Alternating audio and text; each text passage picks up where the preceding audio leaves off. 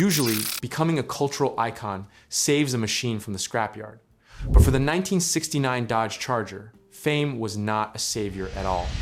The General Lee is arguably the most recognizable television car in history. But behind the bright orange paint and the roar of that V8 lies a darker statistical reality. We are looking at the systematic extinction of a specific model year, sacrificed on the altar of primetime entertainment. Between 1979 and 1985, Hollywood waged an inadvertent war on American muscle. Today, we explore the mechanical tragedy of the 1969 Charger, a story of how a television show nearly erased the very car that made it famous. To understand the magnitude of this loss, we must first understand the victim. The 1969 Dodge Charger was the pinnacle of the second-generation body design. It possessed an aggressive Coke bottle styling that defined the era, a wide stance, the iconic split grille, and those distinct longitudinal taillights that separated it from its 1968 and 1970 siblings. When the Dukes of Hazzard entered production in late 1978, these cars were not yet the six-figure collector items they are today. They were simply used cars. They were 10-year-old gas guzzlers, languishing on used lots during an energy crisis. This economic reality made them the perfect candidate for a production budget that needed flash without the heavy price tag. However, the producers did not just select a car, they selected a specific aesthetic identity. While the show utilized 1968 and 1970 models disguised with grille and taillight swaps, the hero look was strictly 1969. This obsessive adherence to a specific visual style meant that the production team wasn't just buying old Dodges, they were hunting a specific vintage with a predator's focus. It creates a fascinating paradox. The show is responsible for cementing the Charger as a global symbol of rebellion and freedom. Yet, simultaneously, it is responsible for the single largest mass destruction of the model in history. It was a relationship defined by consumption. The show needed the car to exist, but the car could not survive the show. The numbers associated with this mechanical attrition are staggering. Over the course of 147 episodes spanning 7 seasons, estimates regarding the total number of Chargers destroyed range significantly, but all point to a massacre. Tom Wopat, who played Luke Duke, has estimated that the production destroyed 329 cars.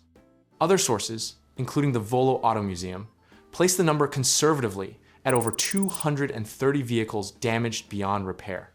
If we do the math, that averages out to roughly 2 Chargers destroyed for every single hour of television produced.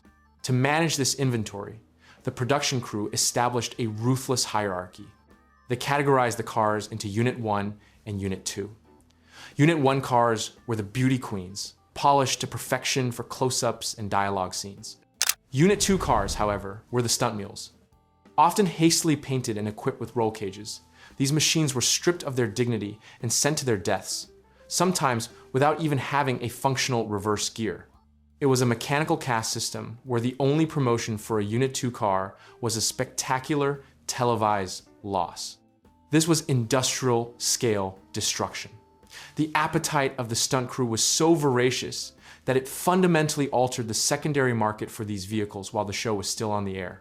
Production assistants were known to scour parking lots in Southern California, leaving notes on the windshields of any Charger they could find, offering cash on the spot.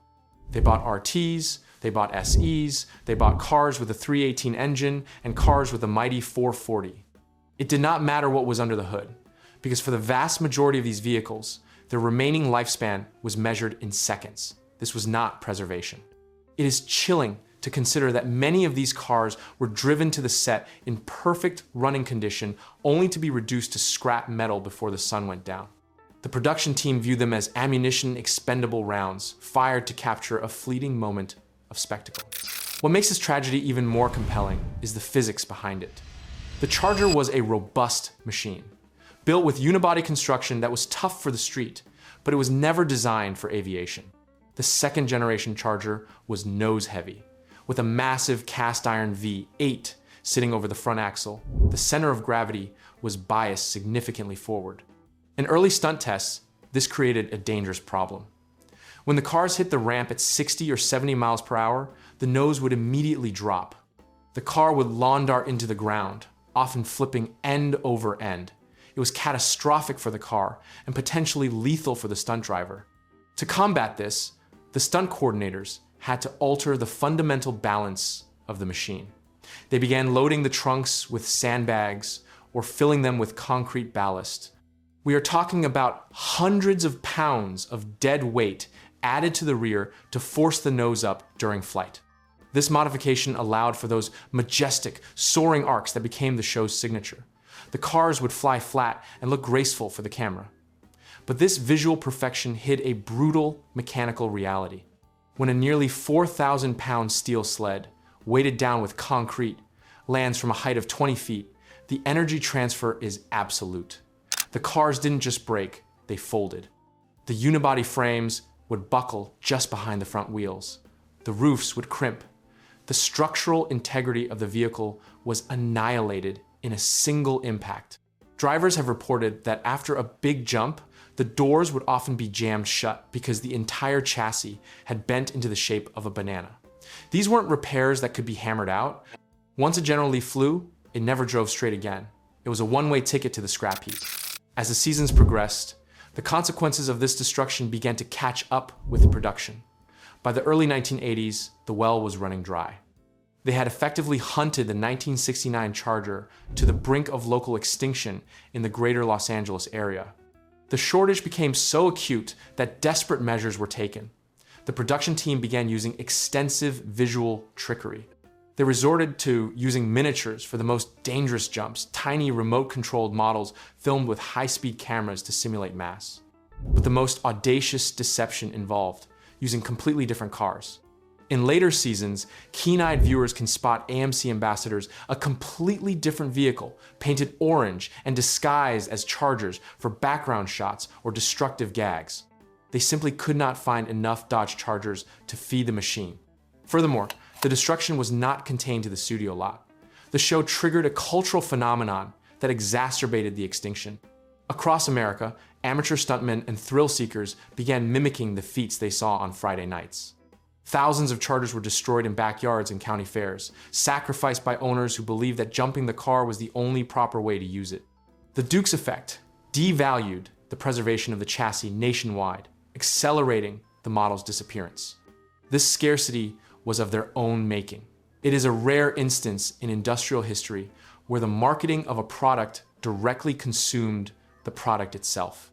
They made the world fall in love with a car that they were simultaneously erasing from the earth. Today, a genuine 1969 Dodge Charger RT commands a fortune at auction.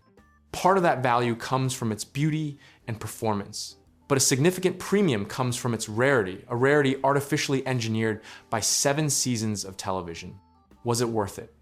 The show gave the Charger immortality, embedding it into the global consciousness. But the cost was the physical existence of hundreds of machines that will never roar down a highway again. If you enjoyed exploring this untold mechanical tragedy, make sure to like and subscribe for more deep dives into the automotive world.